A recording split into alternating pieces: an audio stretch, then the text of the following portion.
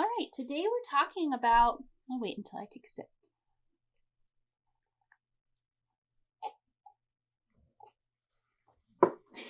Chug. Today we're talking about transmutation as written in Fundamentals of Unicult. This is something, like I said, this is something that has been added to the Path to Joy. And the reason why is because Unicult used to be a good vibes only cult. We used to just say, stop thinking negative thoughts, just focus on the positive, everything's gonna be fine. And that's a really great way to start. That's a really great way to start shifting your energy. That's a really great way to start aligning yourself with what you really want and with a higher vibration. But it's called spiritual bypassing, and it's a way of ignoring and blinding. And it's something that white people, I think, are really especially guilty of. So full responsibility as a white person, as a new age spiritual leader who's like, good vibes only, everybody, drink your smoothies, just think positive. That is only part of the picture. And there's an entire side of healing that has to do with the negative reality that we are currently entrenched in. Even if you just start thinking positively, you're going to still have a lot of triggers and feelings of trauma and old patterns in your head. There's a lot of old programming that needs to get rewritten. And the way to rewrite that programming is to believe that it's possible. That's turning cynicism into hopefulness.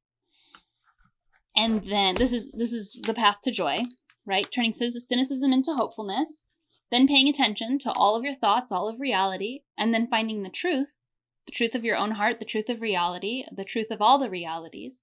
And then it's about validating and going into all of your old programming that isn't just instantly solved by positive thinking. If you're focusing on positive thinking, on divinity, you're thinking, oh, I'm just going to think positively, I'm just going to ignore all this bad stuff, and you're still struggling, you're still having outbursts. This is how it happened to me.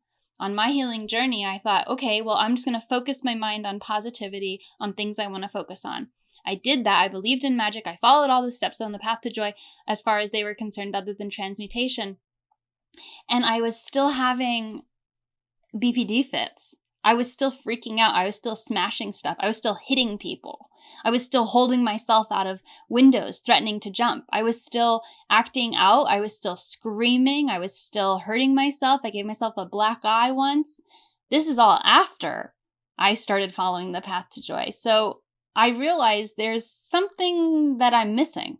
I'm still not healed. I'm still not processing all of the darkness and the pain that's inside of me. I'm actually repressing it, and it's coming out in these really weird and powerful ways.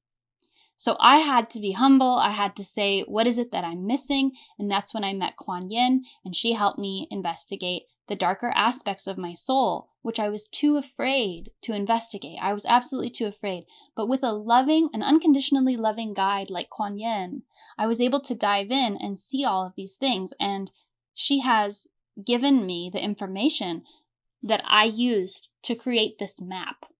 So whether or not you work with someone who's a shadow healer, my trauma, my darkness is really extreme, and it was really scary, and I avoided looking at it for a long time because I just wanted to be functional. I just wanted to be well liked. I just wanted to get on with my life. I just wanted to shove it down and repress it and put it behind me so strong that I was so afraid to look at it. I had so much resistance to looking at it, and I had ego around it, and I had all kinds of things.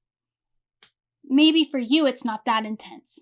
Maybe for you, you're just like, yeah, I did go through some hard stuff. How do I approach it? Maybe you don't feel like you need a guide, but we have a map. And that map is in the steps of the path to joy. So transmutation, or shadow work, is the alchemical process of transforming pain into love. Transmutation can occur on any level of reality, but like all activities, the closer to your own consciousness it is, the more potent it will be. So we're going to talk about this acronym which I came up with, which is not a very good acronym, honestly, because it's not easy to remember, and it doesn't really help you know what it is, but it does lay out the steps pretty well.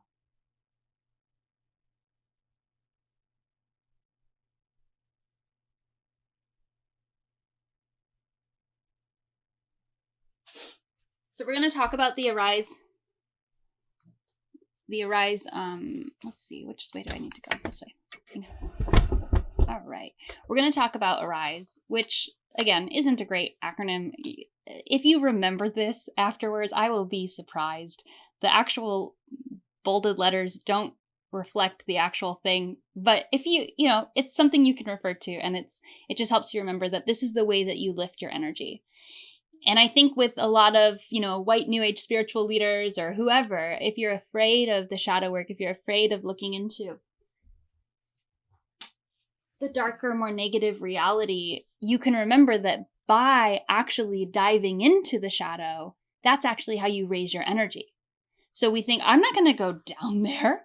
I don't want to go down into the dark cavern abyss of fear and pain and all my trauma and triggers. That's the place I'm trying to get out of. That's the place I'm trying to get away from. And that's why A.R.I.S.E is an okay thing to say, because it helps you remember that by going into this darker energy, you're actually bringing it into the light. And the easiest way to understand shadow work is to understand that if you're that it's the whole thing of when you're in the dark room and you see like a monster and you turn on the light and it's just a coat rack. So once you have the bravery and the courage to look at and follow this path and investigate the steps, then you will be much easier. You will be much more able to dive in and bring it into the light, and it's not going to be as scary as it was before. So if you're interested in taking notes and in doing Camp Church Review and Camp Church Practice, I want to say write down on a piece of paper this A.R.I.S.E acronym and what each step is. And then later, as you're working, think of a situation that was triggering or traumatizing to you. It could be if you're really afraid of this work, think of something that is not as extreme. And if you are ready to dive into the deepest stuff, it's your choice. Choose something that you feel comfortable investigating and then go through these steps. So for now, just take notes on what the steps are. And then later this week, that's your assignment. So with the A.R.I.S.E program, we've got assure you are safe. Why is this important? It's important because we have to acknowledge this is the chakra system. I was reading about the chakra system last night. The root chakra is the core of safety. We have to feel safe that we belong. We have to feel like we are allowed to exist. We have to feel like we're allowed to take up space, and we have to feel like we are safe in doing that. So when you're about to do shadow work, you're never going to get very far if you're in a triggered state, if you're in a point of being totally afraid and you're fearing for your life or you don't feel like comfortable doing it. Shadow work and transmutation has to start with the energy of feeling safe and feeling ready to go into this darker realm. And you can do this. The first step, what you can do if you're having trouble with this, is you can do a meditation where you armor up, get a sword, get some gear, get a protection bubble of love around you, a rainbow bubble, a soft pink bubble, whatever makes you feel safe. Envision your safe place, envision a whole reality. And I've been doing this lately of, my childhood bedroom. How could I God, my only word I can think of is pimp out. That's the word I would have used, in my high school years. How would I have made my childhood bedroom so cool that I felt so safe, with a big lock on the door and a loud stereo system and, whatever else I wanted to make myself feel safe. And then I just spend time in my meditations in that space feeling safe. So you can create your own safe space. It could be a castle, tower with rose bushes all around, or whatever it is that you want, an underwater castle, imagine whatever you feel safe thinking about and cool and comfortable, then that's what you should think about. And just feel that safety. You can just feel into what it is to be safe. And this has to do with, a lot of the times, our transmutation, our triggers, all these things are coming from specific instances where we didn't feel safe, where our boundaries were crossed, and where we weren't kept, where our energy wasn't respected. So you have to be in a place where you're like, okay, I am currently in a space where my energy is respected, where I am safe to be where I need to be. Don't just skip over this step. Really feel into the safety and prepare to go into the underworld, because it's really scary. If you all have been watching my my journey on my sex and love addiction, you know that in the first few days I was petrified. I was terrified. I said, this is the scariest thing I've ever done. I've jumped off 70-foot cliffs for Atlantis. I've gotten married to someone I knew for a month. I've done a lot of crazy things. And that was the scariest thing I've ever done. So start out being safe, because what you're about to do can be a little bit scary, but the rewards are so big. And it's okay that it's scary. It's okay that it's terrifying. That's because you've been avoiding it. That's because you've been avoiding facing it. And it's just a monster in the dark. It's a coat rack in the light. So know that it's not going to be as scary once you drag it into the light, once you shine the light of your consciousness on it by preparing to focus on it. Okay, the second step of A.R.I.S.E is to realize that your emotions are valid.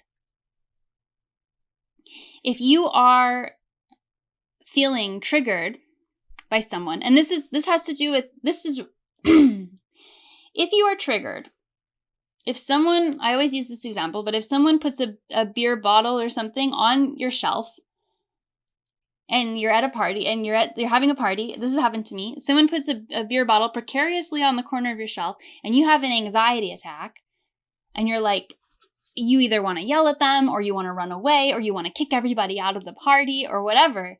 There's some kind of thing that's happening. And what is happening? Are you just a crazy bitch? That's the way that our society sees it, right? Oh God, Unicole's just freaking out again for no reason. It's not no reason. It's just a different reason than is currently happening. When you are triggered and you have an overly emotional response to something that's happening, it's because you are having a trauma flashback. Because that behavior or that incident is triggering a time when your boundaries weren't respected, when your safety wasn't respected, and when your life was in jeopardy. Or your emotional well-being, your well-being was in jeopardy. So if something like that happens, it's seemingly insignificant. If it triggers a PTSD response in you, and you're like, I can't handle this, I don't feel safe, then you can try to understand the root of it. And this is where the A.R.I.S.E technique comes in. Okay, I am safe. That trigger was not really dangerous. Someone setting a beer bottle down on my shelf is not that actually dangerous. They might spill it and it might get on my books and that makes me uncomfortable, but I know that it's not actually making me feel as unsafe as I currently feel. I'm safe. 2, realize your emotions are valid. If something is triggering you that doesn't seem like a big deal, our initial thought is like, oh, I'm so sorry. I don't know why I'm always freaking out. I just have anxiety or whatever. And you downplay it and you beat yourself up. You apologize to people. You feel bad about yourself. And for me with BPD, I would come out of these emotional triggers and these emotional, like being overtaken with like PTSD flashbacks of my trauma. And I wouldn't know what had happened, honestly. Like I would come out of it and I'd be like, okay, well, I know I just freaked out, but also it felt valid and I didn't investigate it any deeper. So when you realize your feelings are valid, I don't just mean like, I have a right to be a bitch and kick everybody out of my party. I'm not saying that. Maybe it does warrant that. You're allowed to do that if that's what it really feels. But if there's something that is actually, like, what is the root of the feeling? And you have to realize that the way that you felt this feeling, and any time that you felt it in the past, you can ask yourself, when was the first time? Oh yeah, we're getting that. I'm skipping ahead. Just realize your emotions are valid. That's actually even, I'm moving too quick. You're allowed to be upset. You're allowed to take up space. You're allowed to make a scene. You're allowed to have anxiety. You're allowed to be angry. You're allowed to be upset. You're allowed to have an emotional reaction to triggers. Let's just start there. Moving on to investigate the root cause. That's what I mean when I'm saying look at the deeper reason. You're allowed to be upset. someone sets their beer can down on your shelf, you're allowed to be upset. If you're upset, you're allowed to be upset. I asked Kuan Yin one time, I said, why do we have to do any of this at all? And she said, because it's there. Why do we have to have all these, why do we have to go through all this stuff? And it's like, because we're going through all the stuff. Because it's there. Like it's easy to just be like, no, I don't want to look at it. I don't want to look at it. But it's happening. And we have to acknowledge that we're having these emotional reactions or this experience of reality. We have to acknowledge it. So what's the root cause of it? Maybe I look at that and I'm reminded of some kind of traumatic situation in my childhood where I had, a scary situation happen when someone set their beer can down on a shelf. And maybe I don't even relate the two, but I can ask myself, when is the first time that I felt this emotion? And usually you'll realize that whatever you're upset about currently has nothing to do with the current situation. And you'll realize that it actually has to do with some childhood trauma where you were not protected and you were not kept safe. So the root cause of it is going to help you validate your emotions. R and I, realize and investigate, they work in tandem because you're allowed to feel upset. It's happening. You are upset, so it's okay.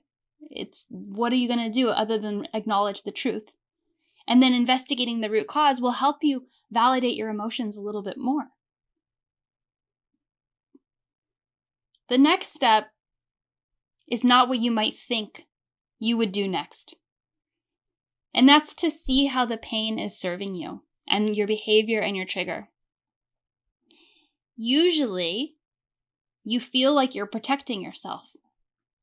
Somebody sets their beer can down, you say, "Get out, everybody, get out of my house. I can't take this." That reaction is an alarm system because of your trauma. That reaction is you standing there and saying, "I'm unsafe, I'm going to protect myself." And you're protecting yourself. There's other forms of pain, which are, all forms of pain serve us, especially suffering. If we're suffering, pain is just an indicator, right? So first of all, pain is going to serve you because it's telling you that you're unsafe. Maybe you're not really unsafe, but it's trying to protect you from some kind of situation. See how suffering is serving you also. If you're someone who suffers, if you're someone who has depression or prolonged anxiety and you're just suffering. When I had anxiety and agoraphobia, I felt like it was keeping me safe. I felt like I was able to it validated me to have that. And it made me feel like when I had depression, I felt like being depressed made me a better artist. And so there's ways in which this pain and this suffering was validating and serving me, that I was holding on to it because I felt like it had value. And once you see the value of your suffering and of your pain, you can say, well, I can see that it's helping me, but it's not really helping me that much. I think I would like to let go of it. And that's when you're ready to embrace something higher. And this step is multifaceted in the sense that you're ready to embrace something higher in your own reality. You're ready to embrace a higher path where you heal this trauma, where you know that you're safe, where you can approach the situation from a place of unconditional love and higher wisdom, of knowing your power and of protecting yourself, of knowing that you're protected, and of being a better, kinder person because you're not having emotional triggers as much. And I also mean embrace something higher in the sense of literally calling divinity into your body and into your life. When we have a focus on something higher as far as the divine nature of reality, we raise our vibration to match whatever it is that we're seeking. You cannot conceptualize of something without matching your energy to it. Whenever you conceptualize of something, you are matching your energy to it, at least in part. So when you conceptualize of something higher and you figure out some kind of divine plan, some kind of divine angel, alien, God, higher power, whatever you want to call it, the more energy you put into creating that conscious thought form, the more you are becoming that conscious thought form, the more you are raising your own energetic body and mind to match the highest frequency that is available to you. And I encourage you, as you're on your spiritual journey, to constantly refine your definition of something higher, to constantly put the energy into your conceptualization of divinity, because as you conceive of it, divinity grows. As you put your energy into something higher and the powers that something higher can provide to you, you grow. I encourage all of you to believe in a higher power, to believe in something higher that has the ability to directly impact the mundane aspects of your reality to an astonishing degree. Why? Because then you're opening your mind up to that reality. It gives you hope, it gives you satisfaction, it gives you trust, it gives you peace of mind. We cannot prove what is going on here. We cannot prove what happens after death. We cannot prove if there's a God. We cannot prove any of this. All that we have to work with is our own conscious experience of our day-to-day reality. And from that conscious experience, we have a compass inside of our bodies, which is our heart. And we can know what feels good and what feels bad. We know what feels beneficial and we know what feels detrimental.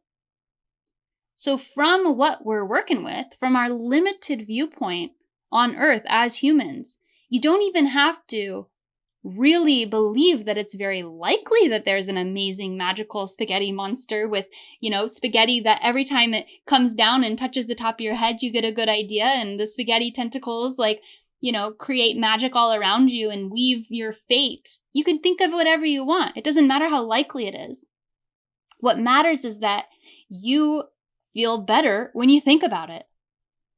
And if you feel better when you think about it, then you've just done something tangible with an intangible idea.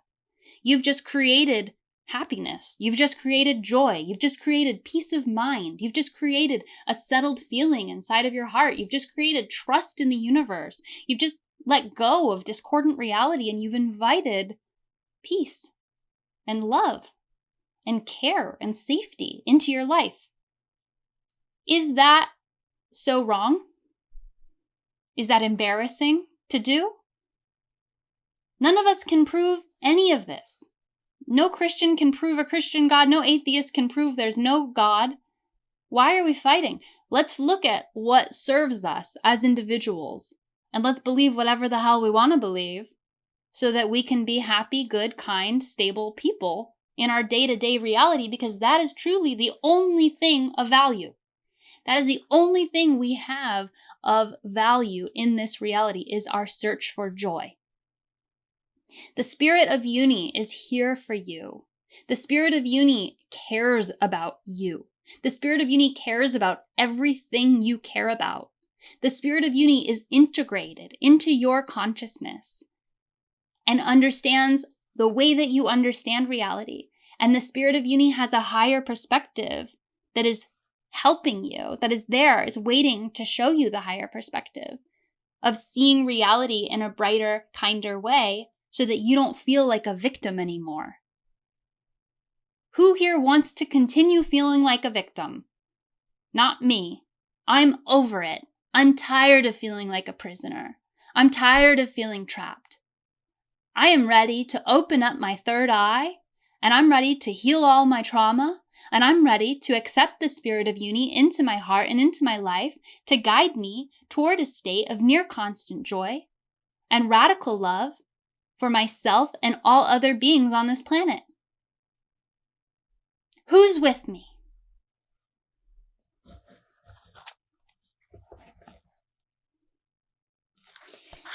When we transmute our pain, we become a completely different person. It can be really scary. It can be terrifying to let go of the ego-based, fear-based, trauma-based reality that we were raised in.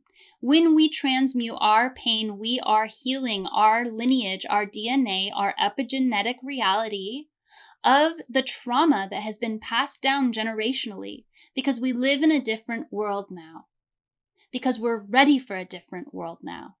And by healing these traumas, by processing them, by integrating them, you might have past life traumas, you might have traumas that aren't even your own, that are related to your grandparents, great-grandparents, great-great-great-great-great-great-grandparents, that you get to have carried inside your body. And when we're healing, it's so hard. Do you know why it's so hard? Because we are literally transmuting the entirety of the old world of 3D reality, and we're preparing it for Unitopia.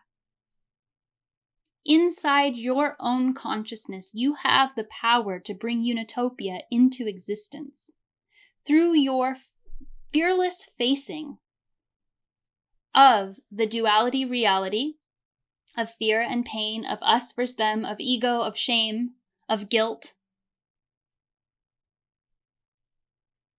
of competition, of lashing out, of pride, of ego. I already said ego, but it's a big one. It's a big one for me. I have a lot of ego I have to work through. I feel so vindicated all the time that I'm right. And it doesn't make it easy that a lot of times I am right. But the only way I've learned how to be right is by accepting that I'm not always right. So it's a weird balance. In our humility, in our ability to say, I can always learn more. I can always be a better person. I can always be more loving. I can always step up to the plate a little better today.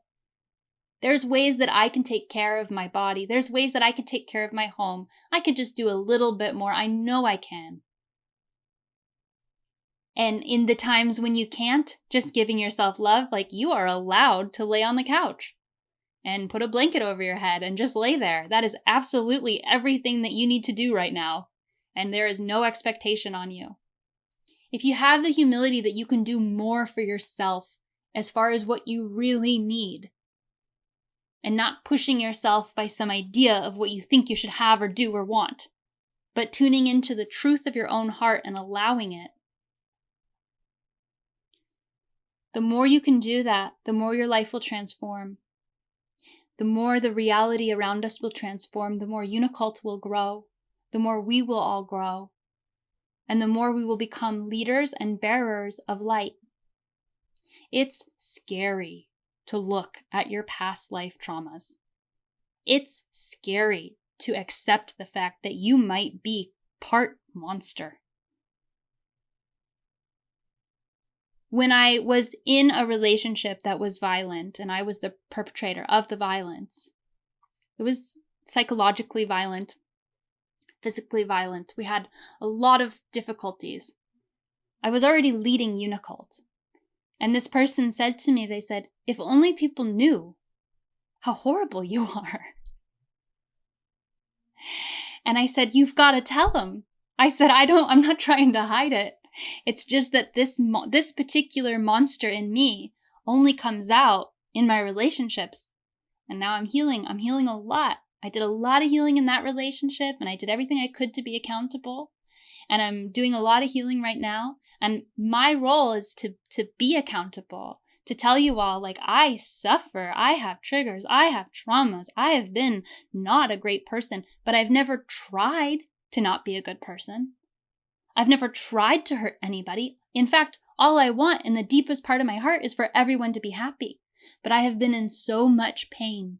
I have been in so much pain that I have become blinded to my reality, and I have lashed out at times. And I have done things that are just insane. But from the perspective of being a rational person and knowing that I'm not a mean or unkind person, that I have true love in my heart all the time, I have empathy for everyone, for every type of situation. I don't judge anyone for anything because I know that we're all just doing our best. And that any time that someone is mean or lashing out or freaking out or even manipulative or lying or anything, it's because that's their way of behaving that they think is correct. That's their way of behaving, that they're trying to protect something that wasn't protected when they were a kid. It's not okay to be violent. It's not okay to be mean. It's not okay to be cruel or malicious or lie to people.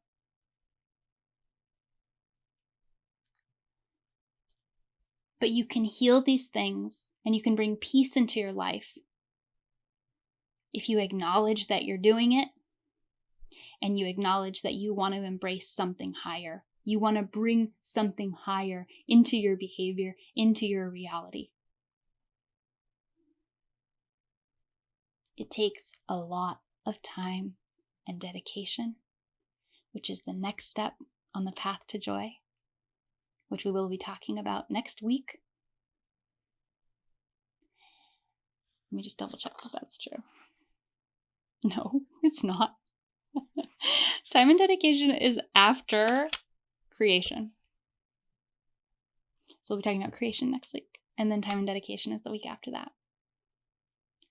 Thank you all for joining me for this beautiful sermon. I want to remind you all that this week, the assignment, and Jackie, feel free to adjust this, however, if Jackie has a better way of laying it out in the server. But take these steps and think of a trigger or a time when, this might have happened, or something that really bothers you, or something that's agitating you. It could even be like I was driving and somebody cut me off, or I saw someone and they weren't wearing a mask and it made me so angry, or whatever. Like, I'm sure we all get triggered daily. Just choose a trigger and then work through these different things and write down, how did you assure that you were safe? How did you realize that your emotions were valid? How are they valid? What was the root cause of it? How is the pain serving you? And how can you bring something higher in? Take that time to do those steps, bring them to Camp Church Review, bring them to Unicult Practice in the Discord server. If you're not officially a member of Unicult, join Unicult. You're missing out on some really great community and activities that we're all doing. Call 1-833-UNICULT to talk to a devoted member today if you would like to talk. And please join us in the Discord for Uni Brunch, where you can all just chat and hang out and eat your breakfast and drink your orange juice, your virgin mimosas, and we will see you all in the Discord server. I'll be online later today also to talk about my sex and love addiction, because this isn't the place. Uni bless.